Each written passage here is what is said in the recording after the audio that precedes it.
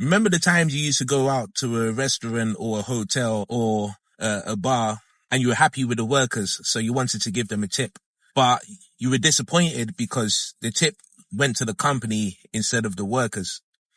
Now the government's made a decision to ban that, which is good, but at the same time, I don't feel that it's fair. The government's being hypocrites for that. It's basically a slap in the face. The government's basically telling these workers that if you want to survive in this cost of living and you want to make ends meet, then you should live off tips.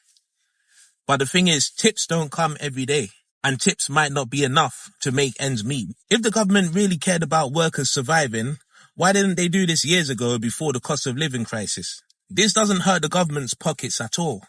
It hurts the company owners' pockets, because now the restaurant owners have to suffer for it. Because the restaurant owners and company owners were using these tips to balance things out, balance out their finances and their profits. So what the government's doing is not helping anyone. If they really wanted to help, they'll use money from their own pockets to help other people.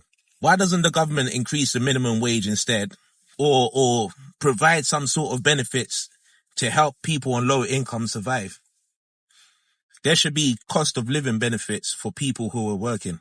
Whether they have children, whether they're married or not, there should be cost of living benefits for everybody. But they're not doing it. This move just shifted the responsibility onto the restaurant managers. That's all it is. So people shouldn't get happy saying that is a good thing, that they're generous people. The government's not generous. They're even doing this to benefit themselves, because if more workers like this rely on tips, they will be less angry at the government for not helping them out in these tough situations.